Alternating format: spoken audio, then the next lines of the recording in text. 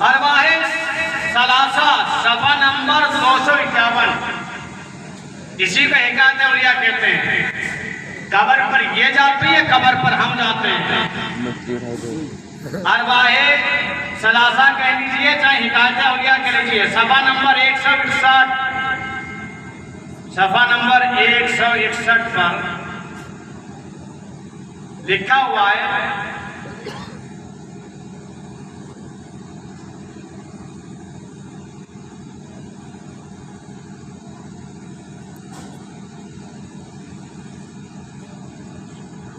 दो 251 पे है ये।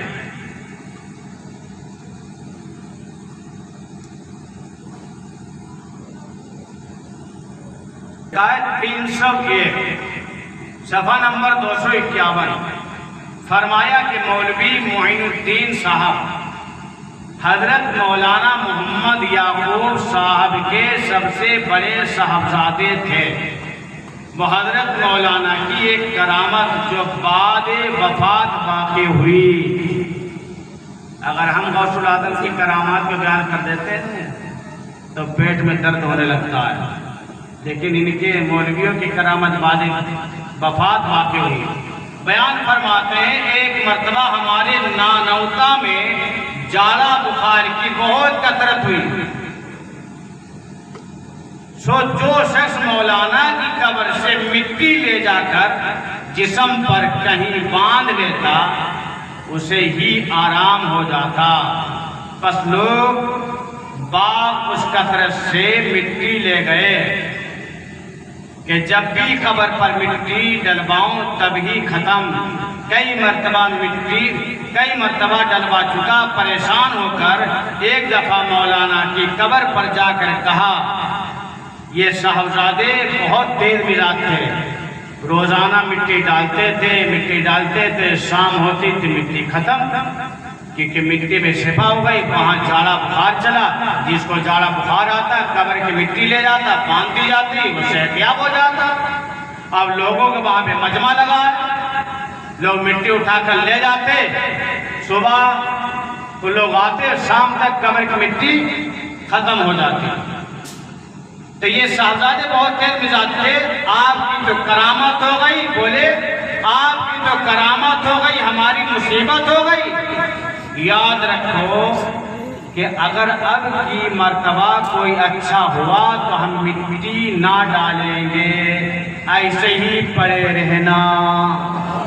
अगर हम पहुंचते हैं बदायूं तो कहते वहाँ क्या लेने जाते हो, वहाँ तो कुछ मिलने वाला नहीं है। हम जाते देवा, कहते वहाँ क्या मिलने वाला है। हम जाते अजमेर के, वहाँ क्या रखा, वहाँ से क्या मिलने वाला, वो तो मर गए। लेकिन इनके मौलवी कब्र के अंदर चले गए तो मिट्टी में वो शिफा है कि अगर जाड़ा बुखार आ जाए नानौता में तो मिट्टी लेकर आए, बांध दी जाए तो बीमारी खत्म हो जाए। अब बेटा डाल के परेशान हो गया, रोजाना कहाँ तक मिट्टी डालेंगे, इसके अलावा भी तो मेरा कोई काम है, मैं जिंदगी भर में मिट्टी ही डालता रहूंगा। उस समय कहा अब अगर कोई मिट्टी लेकर गया, अब किसी का शिफा हुई तो ऐसे पड़े रहोगे, मिट्टी नहीं डालूंगा।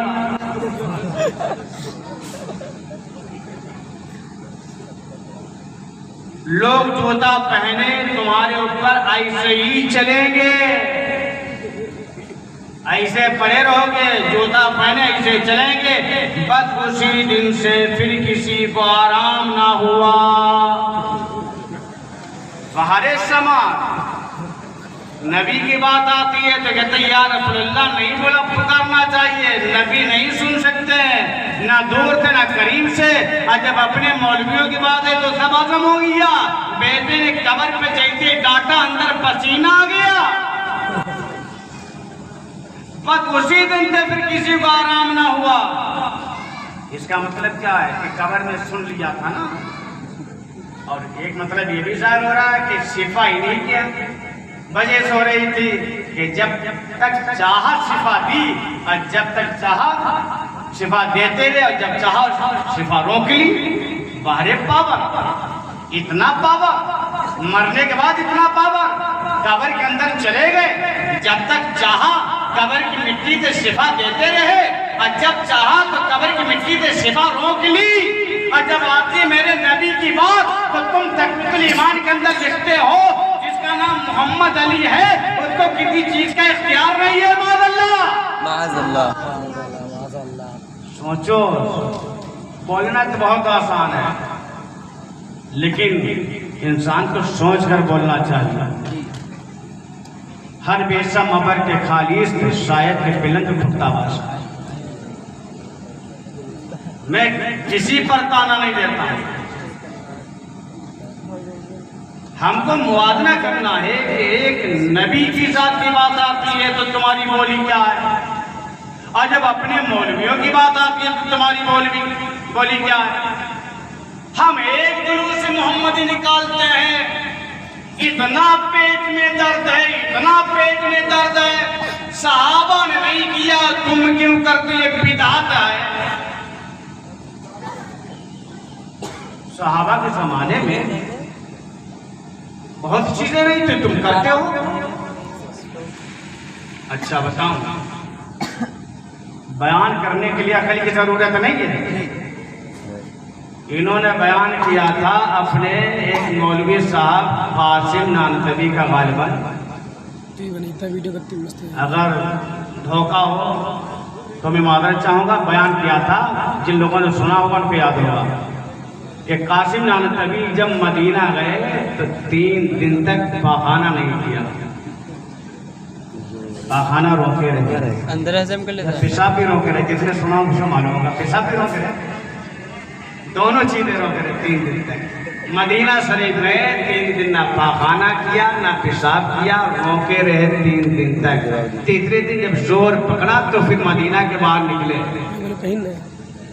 अब बताइए, जब मौलवी कासिम नानतवी मदीना पहुंचे और 3 दिन पाखाना पेशाब रोके रहे, नबी के शहर में पाखाना पेशाब करना पसंद नहीं किया। क्या अबू बकर सिद्दीक से साबित है, क्या फारूक आजम से साबित है, क्या उस्मान गनी से साबित है, क्या मौला अली से साबित है, क्या बुखारी से साबित है, क्या मुस्लिम से साबित है, क्या निसाई से साबित है, क्या इब्न माजा से साबित है, क्या अबू दाऊद से साबित है, क्या दीगर अहादीस से साबित है, क्या कुरान से साबित है? नहीं साबित है। फिर तुम्हारे मौलवी ने ये बिदअत क्यों की? और जब ये बिदअत की तुम्हारा कहना है कि हर बिदअत गुमराही है, हर बिदअत गुमराही जहन्नम में ले जाने वाली है, तो बताओ बिदअती कौन हुआ? आज जो गए अपनी जबान से अपने मौलवी साहब को बिदअती बताकर चले गए। क्या बात है। लेकिन हमारा तो अकीदा ये है कि जिस चीज़ शरीयत के खिलाफ ना हो, अगर नबी और सहाबा के ज़माने के बाद ये अगर वो भी जायज़ है। एक बात और आपको बताऊंगा, जायज़ और नाजायज़। लोग ये कहते हैं कि ये जायज़ है, इसका हवाला दो, ये जायज़ है तो इसका हवाला दो, फला चीज अगर जायज़ है तो इसका हवाला दो। एक कायदे कुल्लिया याद कर लो, अगर कोई ये कहे कि फला चीज जायज़ नहीं है और एक कहता है कि फला चीज जायज़ है, तो दलील किसको देना पड़ेगी? जो नाजायज़ कहता हो। जायज़ कहने वाले को दलील देना नहीं है। ये बलब लगे हैं, सहाबा के जमाने में नहीं थे। अगर कोई कहे जायज़ नहीं है, हम कहते हैं जायज़ है तो दलील नाजायज़ वाला देगा। नाजायज़ वाला जायज़ वाले पे दलील नहीं होती है। अगर जुलूस मोहम्मदी हम नबी की विलादत के मौका पे निकालते हैं, तस्रीद मिलादुन नबी अगर हम मनाते हैं और तुम कहते हैं शिर्क है, तो हवाला तुम्हारे जिम्मे है। तुम हवाला से साबित करो, बुखारी है और दीगर हदीस है, कुरान से साबित करो ये नाजायज़ हराम है। हम तो इसको जायज़ मानते हैं, तुम भी तो ऐसे काम करते हो जो सहाबा के जमाने में नहीं थे। गुंबदे खदरा जो नबी के रोजे पे बना है, गुंबदे खदरा, पहले गुंबदे खदरा नहीं था। 678 हिजरी को तामीर किया गया।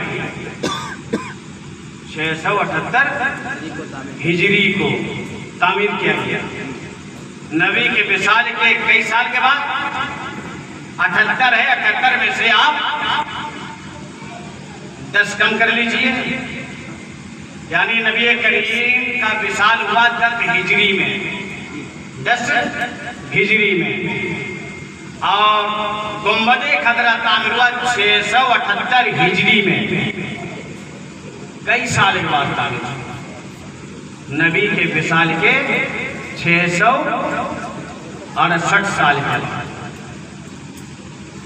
अबू बकर सिद्दीक थे उस वक्त, फारूक आजम थे, उस्मान गनी थे, सहाबा थे, नहीं थे?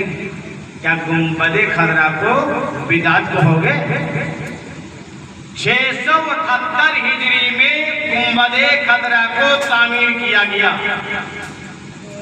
और इसमें रंग जर्द था, जर्द, हरा नहीं था। इसको कुब्बतुस सफरा कहा जाता था। फिर 888 में सफेद किया गया, 888 हिजरी में इसको सफेद किया गया। फिर इसको कुब्बतुल बैदा कहा गया। उसके बाद 980 हिजरी में हरा किया गया, 980 हिजरी में हरा किया गया और आज भी हरा है।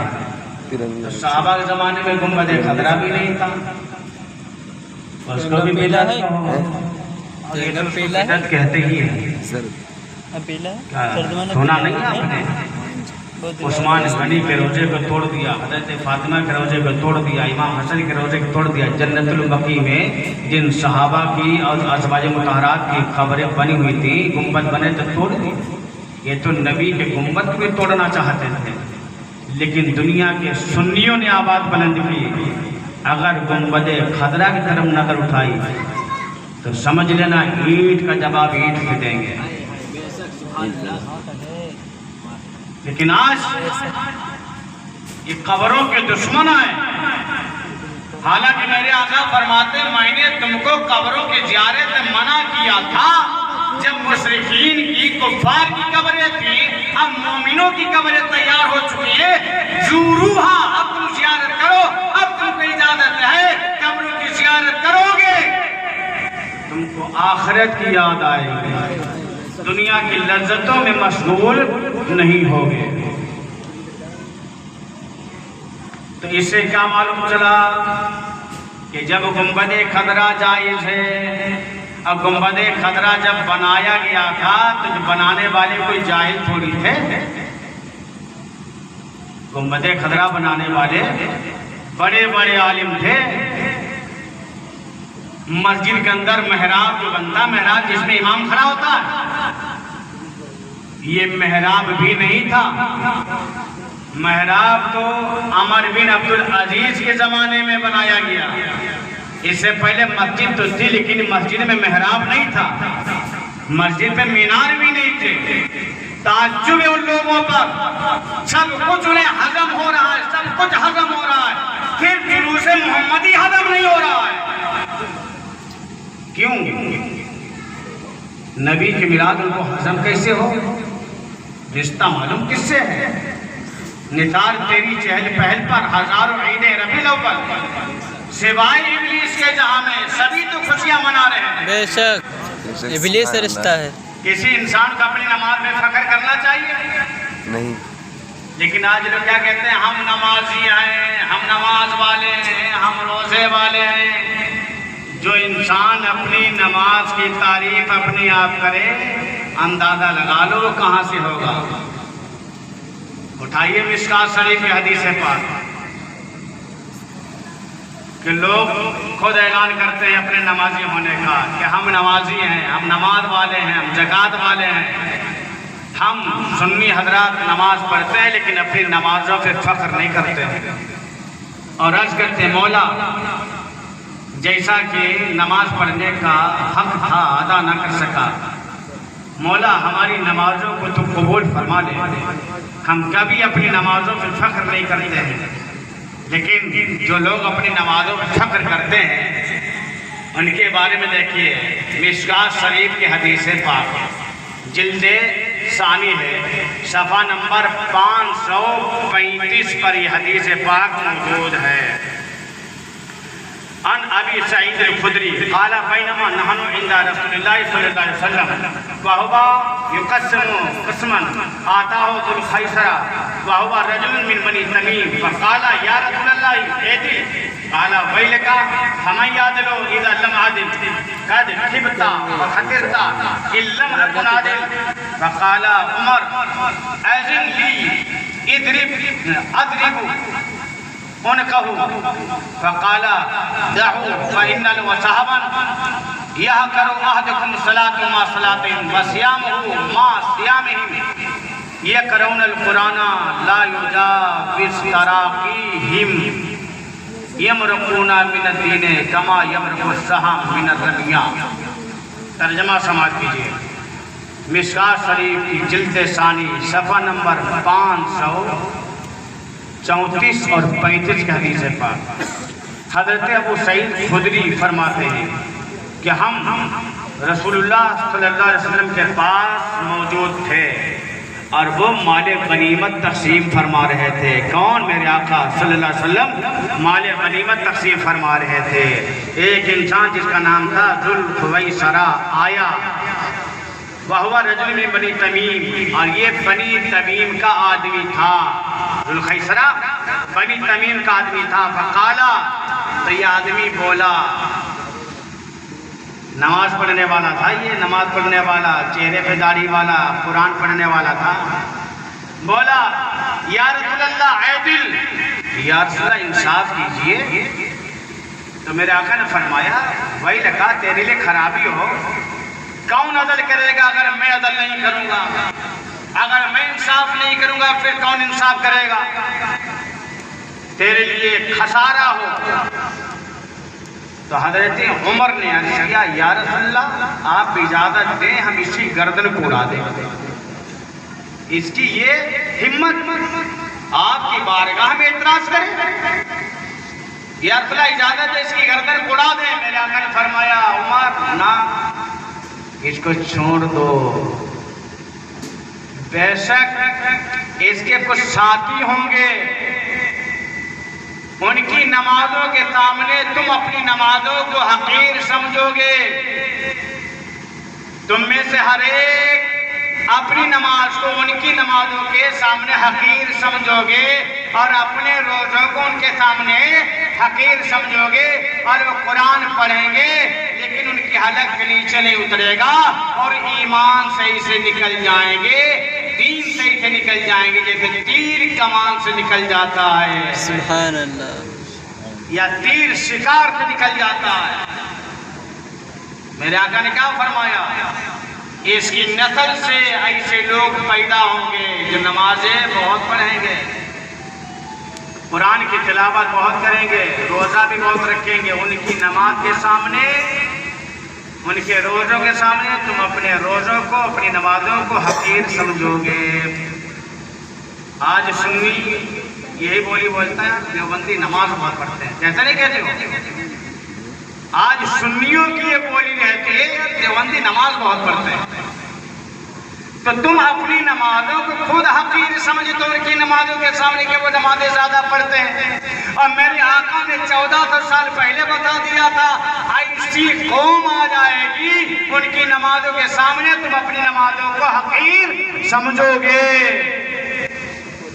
और ईमान से इतने निकल जाएंगे जैसे तीर शिकार से निकल जाता है। और शिकार से जब तीर निकल जाता है, जिस्म को पार कर जाता है, ना उसमें गोश्त का टुकड़ा होता है और ना उसमें खून लगा होता है। कहते हैं साफ़ो शफ़ा, मतलब ये कि जर्रा बराबर भी उसमें ईमान नहीं होगा। क्या मालूम चला हदीस में, मतलब गौर किया नमाज पढ़ता होगा लेकिन ईमान नहीं होगा, रोजा रखता होगा मगर ईमान नहीं होगा, कुरान पढ़ता होगा मगर ईमान नहीं होगा। हदीस मुस्तफ़ा बता रही है कि नमाजी होंगे, रोजा रखते होंगे, कुरान की तिलावत करते होंगे,